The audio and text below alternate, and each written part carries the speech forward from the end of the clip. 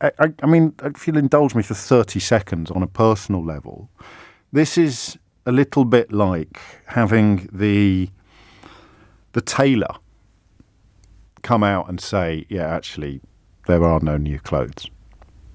You remember in the fairy tale of the Emperor's new clothes? This is, from where I'm sitting, the boy in the crowd pointing at the naked emperor, wondering why everybody around him still insisted that the emperor was wearing clothes. You now have the tailor on the stage explaining how he pulled off the greatest, or not, it's not the con, is it? Explaining that the emperor was naked all along. And yet, I don't know how many people in the crowd are still arguing or insisting that, no, even if the person who was in the room when the emperor got dressed is explaining how there are no clothes, people in the crowd are still insisting that there are clothes. It is objectively bizarre. And at this point in proceedings, I got another hour and 45 minutes, but at this point in proceedings, I can't actually get my head around it. And I was prepared for an anticlimax.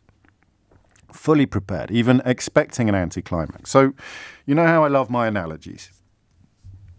This bloke was in the robing chamber.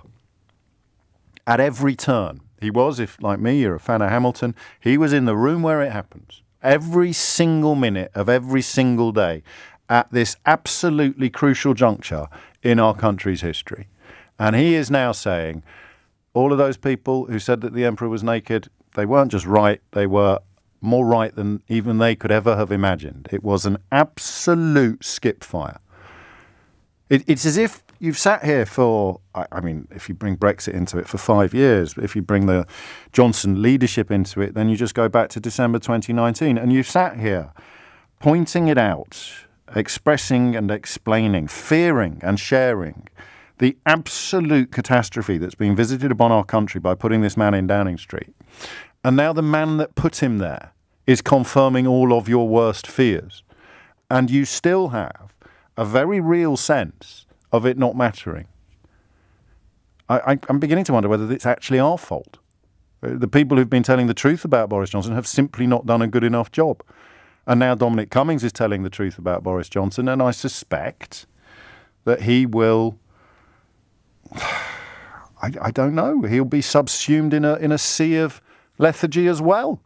He's now said it was, and I quote, completely crackers that people like himself and Boris Johnson were in charge, and they let down talented, more junior colleagues in a case of lions led by donkeys.